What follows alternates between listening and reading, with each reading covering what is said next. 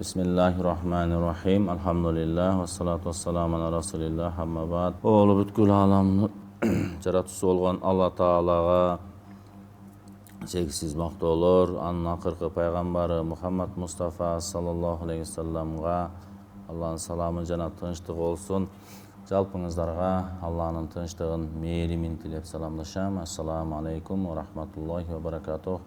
Жума күнүбүз берекелүү болсун. Жума күн улук күн. Кимде ким жума күндө дуа кылган болсо, ушундай бир убакыт бар дейт. Кимде ким ошол убакытка туш келип калса, дуасы пардасыз кабыл болот дейт. Ошондуктан жума күнү көп дуа кылалы.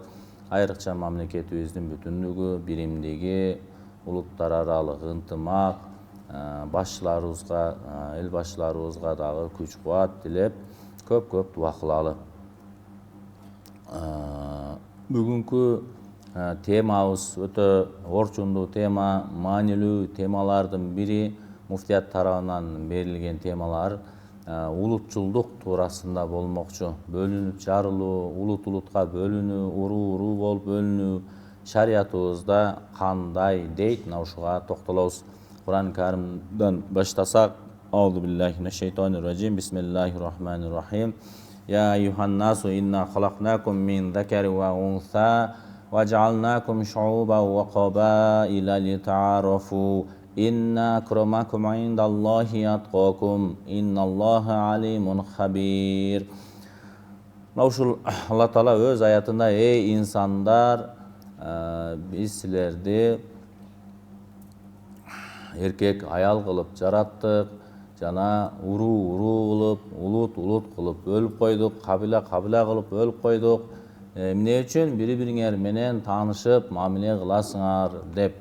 Силердин алдыңарда эң Алланын алдындагы, Алланын даргөйүндөгү эң абзел адам бул таква болгон адам, Алладан корккон адам, Алланын буйругуна баш ийген адам деп Алла Таала баарынан кабардар деп аятта айтылгандай, бизди ошол инсан кылып жаратты. Дагы бир аятында адам атадан жаратылдык.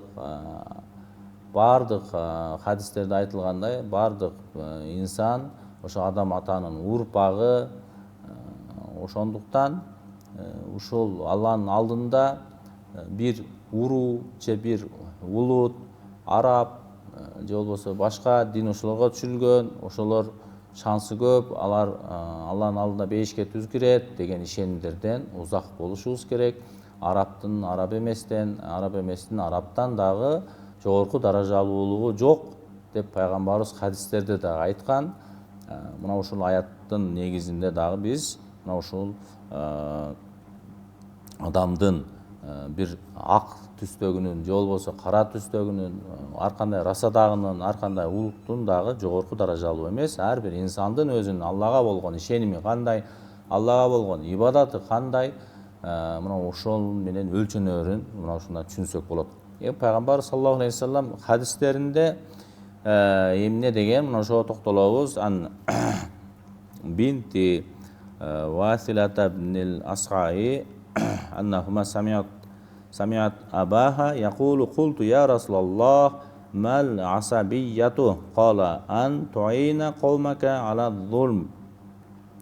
Васила бин Асганын кызы атасынын төмөндөгүлөрдү айтканын кабарлайт дейт. Эй Алланын пайгамбарыбызга, эй Алланын элчиси, улутчулдук деген эмне деп суроо бердим. Ошондо пайгамбар саллаллаху алейхи вассалам залым болгондугуна карабастан өз коомуңдун тарабын талашууң деп жооп берди дейт. Мына өтө маанилүү хадис. Залым болгондугуна карабастан дейт. Ал балким акыйкат жолдо эмес болуп турса дагы, бул менин ушул уруум эле, же болбосо ушул улутум эле, кыргыз эле, өзбек эле, тажик эле деп ошол тарабын талашып, акыйкат жолдон тайып болсо дагы ошонуку туура деп ошого жан тартып, ушуга көмөктөшкөн болсо, ошого жан тарткан болсо, ошо менен талашып тартышкан болсо, демек ошол улутчул болот деп пайгамбар саллаллаху алейхи вассалам өз хадисинде айтты. Демек бул жерде дагы демек ошол улутчулдуктун да шариятта өтө туура эмес амал экендигин билсек болот. Дагы хадистерде Кол Расулуллах саллаллаху алейхи вассалам ман кутила тахта роятин уммиятин яду асабиятан ау янсуру асабиятан фақитлатун жахилиятун. Пайғамбар саллаллаху алейхи вассалам хадисінде дағы айтып атат, егерде кимде-ким улутчулдукка үгүттөгөн болсо, же болбосо урууларга бөлүнүп жарылууга бир колдоо көрсөтүп жүрүп, бир туура эмес жолдо жүргөн бир коом үчүн ошолорго жардам берип жүрүп, адашкан коомго ошонун талабын талашып жүрүп өлгөн болсо, анын өлүмү ошо жахилия, караңгылык доордогу өлгөн адамдын өлүмү сыяктуу болот деп пайгамбар саллаллаху алейхи вассалам өз хадисинде айтты. Мындайча айтканда, бул жерде ошол бөлүнүп жарылып, ошонун тарабын талашып, улут болуп, уруу болуп, ушинтип урушуп жаткан маалда өлсө, же ошолорго колдоо көрсөтүп аткан учурларда өлүп кала турган болсо, караңгылыкта өлгөн болот дейт да. Караңгылык доордо, бул өтө, мындайча айтканда, караңгылык доор дегени ал ыйманы жок доор дегендик да. Ыйманы жок абалда көз жумуп калат. Мына бул пайгамбарыбыздан бир өтө коркутуучу хадис десек болот. Демек, улутка бөлүнүп, урууга бөлүнүп, ошонун талабын талашып, ошол үчүн бир согушуп, ушундай кылуу, аларга бир колдоо көрсөтүү, материалдык жактан, моралдык жактан же өзүнүн бийлиги тарабынан ушундай болуп жардам берип аткан болсо, демек анын өлүмү өтө коркунучтуу экен. Кейинги хадистерде Жубайр ибн Мут'имин анна Расулуллах саллаллаху алейхи вассалам qol laysa minna man da'a ila al-asabiyyat wa laysa minna man qatala ala al-asabiyya wa laysa minna man mata ala al-asabiyya. Жубайр ибн Мут'имден риваят кылынган хадисте пайгамбарыбыз мындай деп айтат дейт. Кимде-ким ошол улутчулукка үгүттөгөн болсо, ошого үгүттөгөн болсо эле бизден эмес, улутчулдук кылып бир согушуп кала турган болсо, салгылаша турган болсо, ошол дагы бизден эмес. Улутчулдук үчүн өлгөн болсо, ал дагы бизден эмес. Биздин жамааттан эмес, биздин коомдон эмес, биздин момун мусулман эмес дегендик. Көрдүңүздөрбү? Ушундай үгүттөп атып деле ушул тарабын алгыла, мулда минтип атат, кыргыздар тигип атат, же тажиктер ушинтип атат деп ушинтип адамды фитнага козгоп, ушуларды уруп койду, эзип койду, жок кылып койду деп ушинтип ушундай туура эмес агитация кылгандарды угуп калабыз. Ушул да албетте бул ошо мамлекеттин бүтүндүгүнө же болбосо биздин мусулманчылыкка дагы мындай туура эмес келген жат көрүнүш, жана пайгамбарыбыз бул биздин үммөтүм эмес деп пайгамбарыбыз өзүнүн үммөтүнөн чыгарып аткандыгын түшүнсөк болот экен. Дагы бир хадисте пайгамбарыбыз ошо Меккени каратып алган күнү элге ошо хутба окуп ушундай деген: эй адамдар, Алла Таала силерге жахилия доорунан калган текеберчиликти жана ата бабалары менен мактануу адатын жоюп салды. Көрдүңүздөр, текеберчилик жөнүндө айтылып атат. Андан кийин ошо ата бабалары тууралуу: менин атам аалым болгон, менин атам падыша болгон, менин атам ушундай бай көпөз паланча алтындары болгон деп мактанып калгандарды көрөбүз. Көрдүңүздөр, ушундай адат да бул эски караңгылык доордогу адат экен. Эч качан анын сизге пайдасы жок. Канча алтыны бар, канча китеп окуган, канча илимдүү, же болбосо кандай падыша болгон, анын сизге эч кандай тиешеси жок. Аны сизге коргоп бере албайт.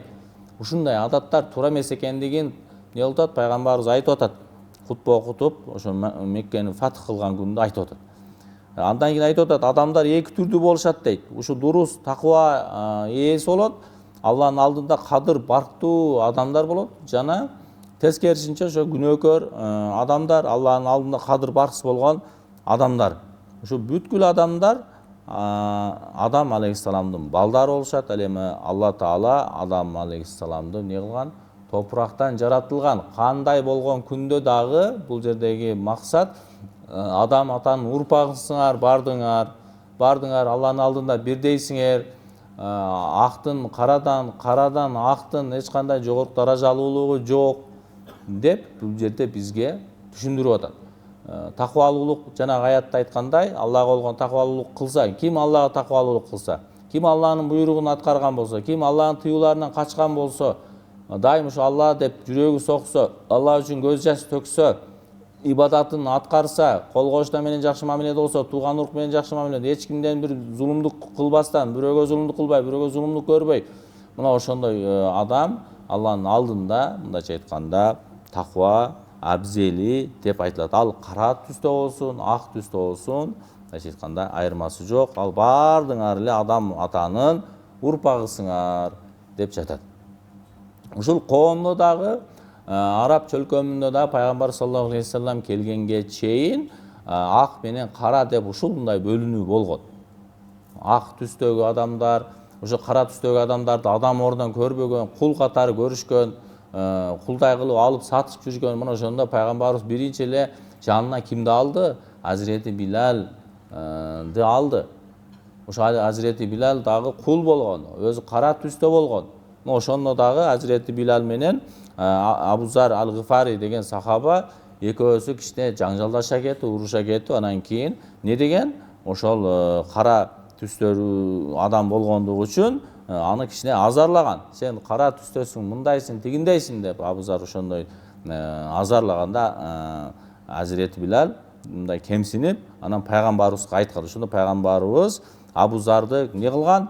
Ошол кемчилигин айткан. Сен деги ошол эй Абузар, анын апасы себептүү кемсинтип жатасыңбы? Демек сен өзүңдө алигече ошо караңгылык доордогу түшүнүктөрүң ташып жүргөн турбайсыңбы? Сен ошодон калдыктарды дагы алып жүрөсүңбү? Бул кылганың туура эмес деп пайгамбарыбыз Абузарга өтө катуу кейиген. Көрдүңүздөрбү? Сен эмне үчүн бөлөсүң? Эмне үчүн ак түстө, эмне үчүн кара түстө деп бөлүнүү туура эмес экендиги мына ошол маалда дагы ошо караңгылык доордогу нерсени таштатуу үчүн пайгамбарыбыз ушул нерселерди айтып жеткизген. Ошол доордо дагы урук тукуму менен мактанышкан, уруусу менен мактанышкан. Биз паланча деген чоң уруунун балдарыбыз, түгүнчө деген уруунун балдарыбыз деп мына ушундай тараптарын талашып, адилетсиз болгон учурда дагы ошонун тарабын талашкан учурлар. Мына ошолорду улутчул экендигин пайгамбарыбыз баса белгилеген. Анын ата теги расасы себептүү араб эместерди дагы мисалы үчүн кемсинткен учурлар болгон. Мисалы үчүн Билал Хабашистандык болгон. Мына ошолорду ушинтип кемсинткен учурда пайгамбарыбыз Абузарга мындай катуу айткан учурлары болот. Пайгамбарыбыздын эй Алланын элчиси, улутчулдук деген эмне деп сураганда эмне деген? Залым болгондугуна карабастан өз коомуңдун тарабын талашууң деп пайгамбарыбыз айткан. Эгерде сиздин урууңуз залым болуп турат, сиздин урууңуз катага түшүп турат, туура эмес жолдо турса, сиз ошол нерсени көрүп туруп, менин уруум эле деп жан талашып, колуңузда же болбосо бийлик бар, же байлык бар, ошого үгүттөп, ага колдоо көрсөткөнүңүз мына ушул улутчулдук экендигин пайгамбарыбыз өз хадисинде айтып жатат. Ошонун талабын талашпай, адилеттүүлүктү кармангыла деп. Мына азыркы учурда да ушундай учурлар кездешет. Бул тигил уруулдан, бул уруулдан деп. Ошол кийин хадистерде да айткан, ошо улутчулдукка үгүттөгөн киши бизден эмес, улутчулдук кылып атып туруп согушуп өлгөн болсо бизден эмес. Мына бизде да Ош окуясы болуп кеткен, мына улут болуп, мына ошондой учурлардагы өлгөн адамдардыкы коркунучтуу экен да, көрдүңүздөрбү? Ошондой учурда өлүп аткан болсо, бир уруу үчүн, бир улут үчүн деп урушуп жаңжалдашып аткан болсо, ал өлгөн адам некен? Бизден эмес дейт да пайгамбарыбыз. Бул өтө катуу, ыйманын жоготуп алат дегенчелик түшүнсөк болот экен. Дагы бир окуя ошол Бани Мусталак казаты учурунда болгон. Ошо ансар менен мухажирлерди билебиз. Мухажирлер Мединага барып, ошол жерде мухажир хижрат кылган адам болуп, ансарлар аларга жардам берген болуп, мына ошондой атка кабылышкан. Ансар жана мухажирлер болуп, мына ошол учурларда дагы бир эки тараптын өкүлдөрү бири-бири менен урушуп кеткен учурда жардамга, эй мухажирлер, жардамга деп ошол меккеликтерди өзүнчө чакырып, ошо мединалыктарга каршы тукурган учурлар болгон. Уже эки тарап эми инсан болот. Мисалы үчүн кыргыз менен тажик же бирөө урушуп кетиши мүмкүн. Ошондой учурда эй мынтип атат деп уруудун ошол жерге ортого салуу бул албетте туура эмес нерсе. Эки инсандын ортосунда келишпестик. Эки инсан, эки уруу болбосо деле, эки уруу болбосо деле, эки инсан жөн эле кошуна же бир тууган деле урушуп кетиш ыктымалы бар. Ошондуктан аны сөзсүз бир урууга, улутка, бөлүнүүчүлүккө алып барган туура эмес. Пайгамбарыбыз ошол окуяны укканда, жахилия доорунда таандык бул чакырыктан кайдан болуп жатат деп халкына өтө катуу мындай кейип айткан учуру болгон. Ошол окуяны жактырган эмес. Сахабаларга эскерткен, бул жерде ушундай мухажирлер же ансарлар тобу деп бөлүнүп жарылбагыла деп мындайча айтканда ошо уруучулук фанатизми күчөп ошондой учурларды пайгамбарыбыз басып турган десек болот. Бир хадистерде бир адам залым болсо дагы, мазлум болсо дагы, мусулман бир туугандарын ал адамга жардам берсин деген. Залым болсо дагы, мазлум болсо дагы жардам бер деген. Ал не дегени? Ошол мусулман бир тууганы залымдык кылып көрсөтүп аткан болсо, ошого тоскоол болушу керек. Көрмөксөңгө салып өтүп кетпеш керек. Бул күчтүү адам. Бир адам мисалы үчүн бир кулун сабап атат, же болбосо бир кошунасын уруп атат. Ал наркысы ушундай күчтүү адам, же болбосо бай адам, анан наркысына ур токмокко алып ушинтип аткан болсо, зулумдук кылып аткан болсо, ошону токтотууга милдеттүүбүз. Ошого жардам берүүбүз, ага ошону менен токтотуубуз. Эй, адам баласы, сен хадисте айтылгандай, эгер сен кулун сабап аткан адамга пайгамбарыбыз айтканда, сен сабап аткан адам бул Алланын пендеси, бирок сенден да күчтүү зат бар экенин унутпагын деп эскерткен. Алла Таала мындайча айтканда бир күнү сени да ошол нерсеси үчүн азапка салат деп эскерткен. Мына ошондой кылып биз дагы эскертип, залымды дагы ошон зулумдугунан токтотушубуз керек экен. Ал эми зулум көргөн болсо, ага сөзсүз жардам беришибиз керек. Ал мазлумдун дуасынан өтө сак болгула деп хадистерде да келет. Ошон үчүн биздин шариятыбызда ушул улутчулукка бөлүнүп, уруучулукка бөлүнүп өтө катуу тыюу салынган амалдардан жана адам атабыздын бардыгыбыз бир урпак экендигибиз, кайсы текке карабайлы, бул биздин тагдырыбыз. Эч качан бирөө бизди же өзүбүз каалап кыргыз, же каалап араб, же болбосо тажик боло албайбыз. Бул Алла Тааланын ошол коом кылып жөнөттүк деген ошондой кабайла деп атат, кабила кылып бөлүп бири-бириңер менен таанышсын деген, бири-бириңер менен бөлүнүп жарылсын дегени жери жок да аятта. Ошону менен таанышып, алардын үрп адаттары менен таанышып, мамиле кылып, алар менен дос күтүшү керек адам. Инсан деген ошондой болуш керек. Мисалы үчүн казак бир туугандар, бул жакта өзбек бир туугандар, тажик бир туугандар, кол кошуналар менен, ошолор менен мамиле түзүп, алардын үрп адаттары менен таанышып, алардын тойлору, башка ошондой иштеринде мындай катташып, ошондой каттоо жүргүзүшү керек мусулмандык. Ал жерде бизде эмне болуп атат? Кайра азыр чегарадан жер талашып, биз эле эмес, канча бир өлкөлөрдө азыр ошо чегаранын айынан чыр чыгып, урудун айынан, улуттун айынан башка дин өкүлү деп бөлүп, мына азыр канчалаган жанжалдар чыгып атат. Бардыгы өзү адам атанын урпак экендигин эстен чыгарып койгондойбуз. Ошондуктан пайгамбарыбыз хадистен айтылгандай, эң жакшы адам таква болгон адам дейт. Алланын алдындагы жоопкерчилигин чын жүрөктөн сезген адам. Ошо Алланын жоопкерчилигибизди ар кимибиз сезишибиз керек. Ар ким өзүнүн амалы менен ойлосун. Ал кайсы уруудан, же атасы кандай болгон, чоң атасы кандай болгон, ал нерсеге эч кандай пайда келтирбейт. Ар бир инсан кабырга жеке барат. Же чогуу барганын, же атасы кошо барганын көрдүкпү? Жок. Жалгыз барат, ошол жерде жалгыз эсеп кысап кылат, ошол кылган амалы үчүн жооп берет. Ошон үчүн амалыбызды, ошол өзүбүздүн Алланын алдындагы жоопкерчилигибиз кандай? Алла Таала бизге эмнени буйрду, эмнени тыюу салды, мына ошого эле көңүл бөлсөк болду. Башка уруубу, улутпу, ал нерсе бизге болгону Алланын тагдыры деп билишибиз керек. Бирөөнү кыргыз кылып жаратты, бирөөнү орус кылып жаратты, бирөөнү япон кылып жаратты, бирөө Кытай кылып жаратты. Бул жаратыш биздин колубуздагы нерсе эмес. Алла Тааланын жаратуусу жана сыноосу. Кантип мамиле кылып жашайт бири-бири менен. Мына ошол маанилүү. Пайгамбар саллаллаху алейхи ва саллям хадисинде адеп ахлагы начар болгон киши тектүү үй бүлөдөн болуусу менен эле кутулуп кете албайт дейт да. Ошондой бир атасы аалым, чоң атасы паланча бай, падыша, дүйнөнү башкарган болсо, бирок өзүнүн адеп ахлагы начар болгон болсо, амалы жок болгон болсо, ал нерсе менен кутулуп кете албайт экен. Ага бир шафаат кыла албайт экен да, мындайча айтканда. Мына пайгамбар өз хадисинде дагы айтып атат. Аятта дагы качан сурнай үнү угулган күнү алардын ортосундагы тууганчылыктар унутулат дейт. Караңыздар. Сурнай чалганга чейин тууган болот, тааныш билиш болот, уруу болот, ата теги болот, бирок ошо Карнай Сурнай тартылган күнү эмне болот экен? Тууганчылык унутат экен. Ата баланы унутат, бала атаны унутат. Эң жакын тууган ушу. Анан бир туугандар. Мына эң жакын туугандар ошол. Эми аятта эмне деп атат? Яума яфиррул мар'у мин ахих ва уммихи ва абих ва сахибатихи ва баних деп Абаса сүрөсүндө айтып атат. Ошол күндөрү адамдар ошо бир туугандарынан качып калат. Эне баладан качат, ата баладан качат.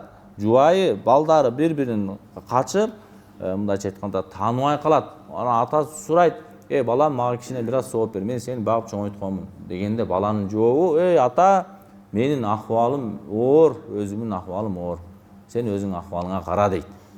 Көрдүңүздөрбү? Ошондуктан ар ким өзүнүн нафсин азыртан тарбиялап, акыретине ошол өзүнүн ибадатын, амалын даярдай берсин.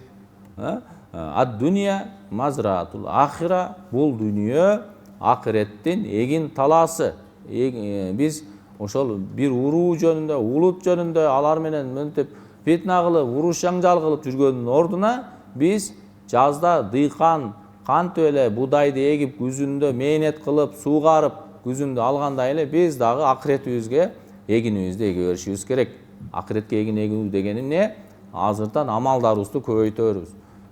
Жакшы сооптуу амалдарды кылып, Алланын буйруктарын аткарып, тыюулардан качып, мына ошону менен анан эртең эле биз үчүн дагы карнай сурнай тартыла турган күн келет. Ар бир адамдын өзүнүн кыяматы келет.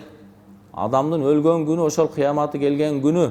Анын жанында эч ким таштай албайт. Адам өлгөндөн кийин 3 нерсе кошо барат дейт кабырга.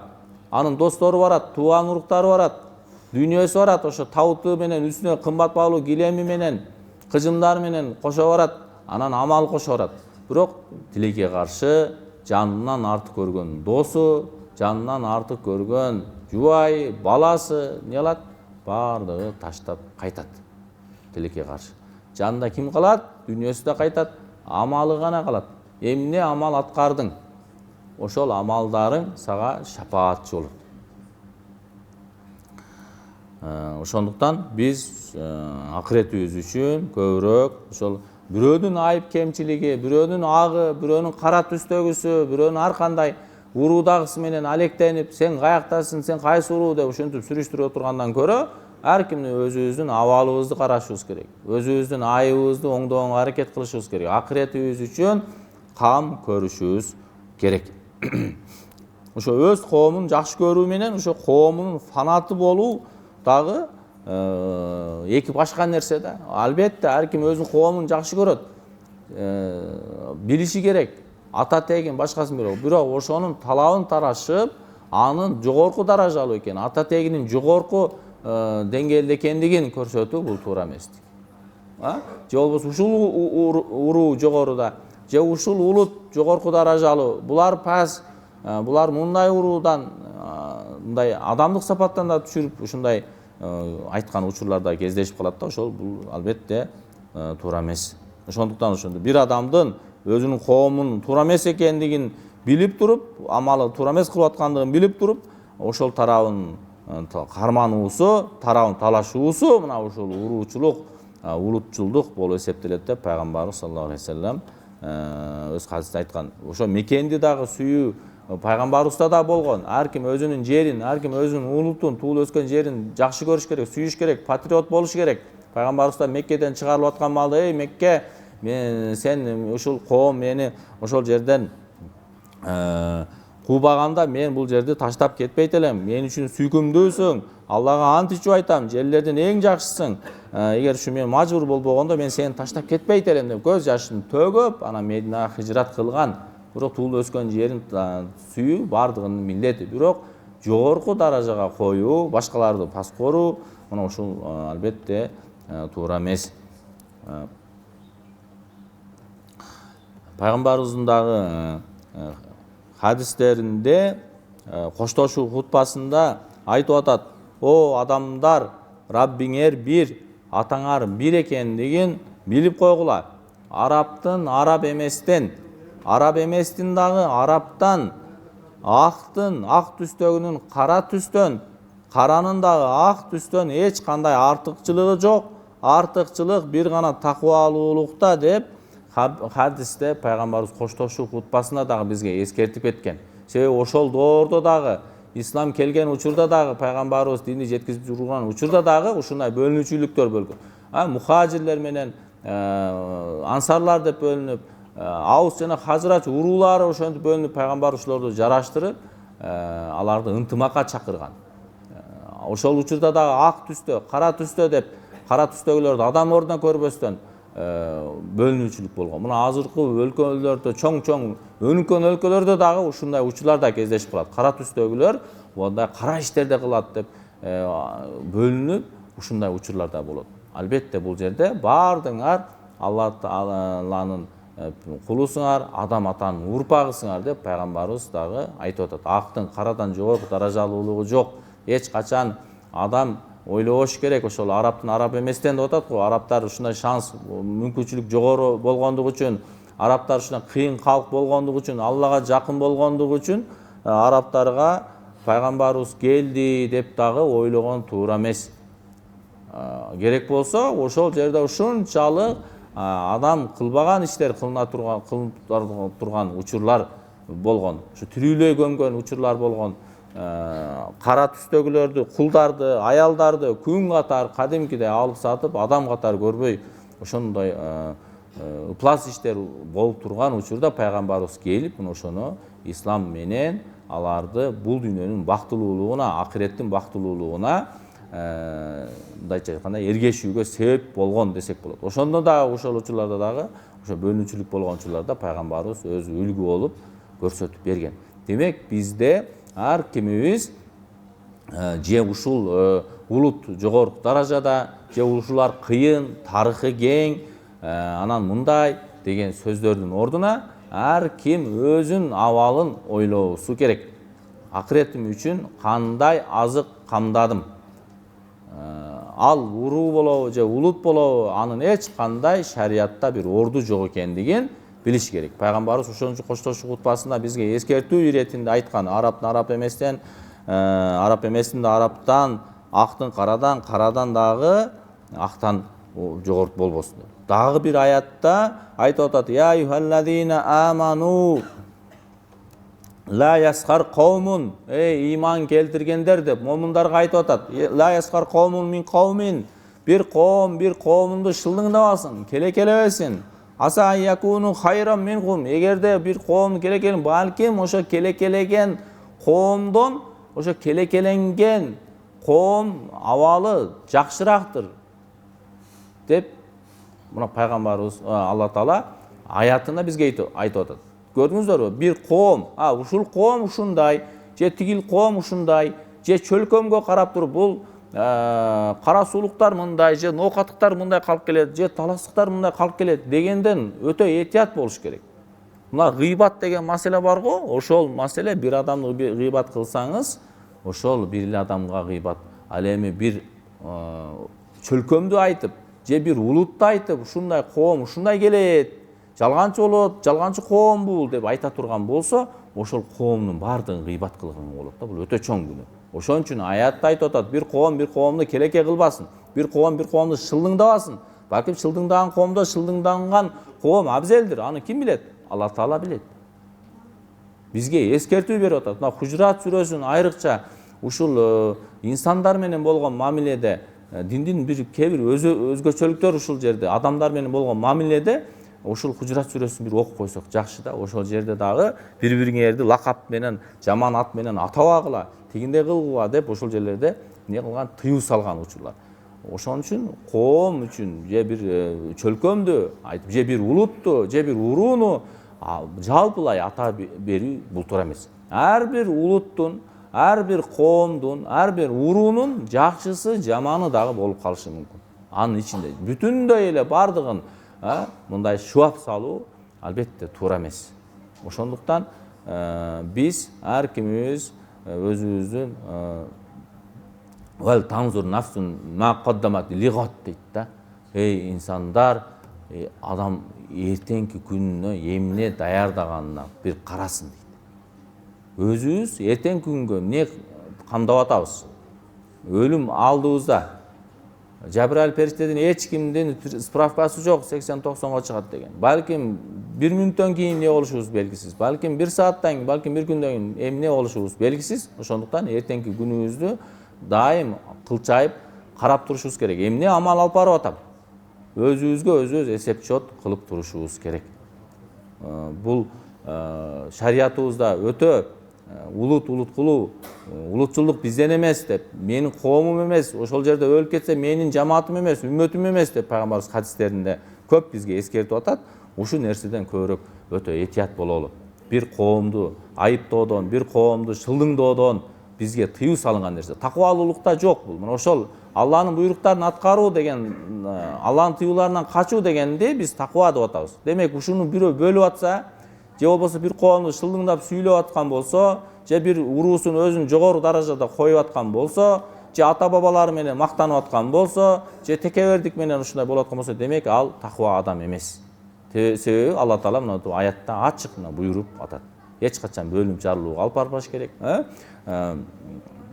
Вa'тасиму бихаблиллахи жамиан ва ла тафаррaqu. Эч качан бөлүнбөгүлө, Алланын динин, жибин бекем кармангыла деп аятта бизге айтып атат. Демек, бөлүнүү өтө чоң күнөө, жипти бекем байлашыбыз керек. Дегени Алланын дини, ислам дининди, момун мусулманбызбы? Демек, бардыгыбыз кайсы уруу болсун, кайсы улут болбосун, бардыгыбыз ошо динди бекем кармансак гана утушка ээ болот экенбиз. Бөлүнүп жарылуунун кесепети албетте бул дүйнөдө, ахиретте дагы азабы катуу. Ошондуктан ушул нерсеге көбүрөөк көңүл бөлөлү. Айрыкча жаштарда ушундай сөз сүйлөп, улутка бөлүп турган учурларда дагы туура түшүнүк берип коелу.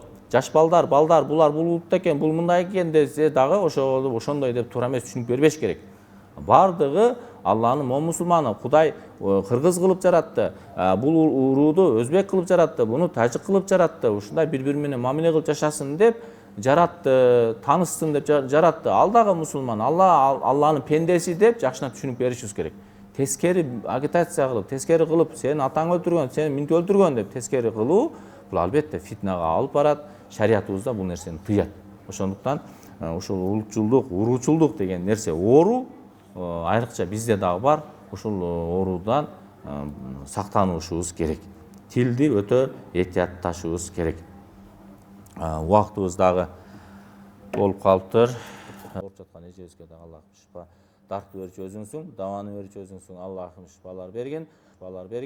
Ва ахиру давана алхамдулиллахи rabbil alamin. Bi rahmatika ya arhamar rahimin.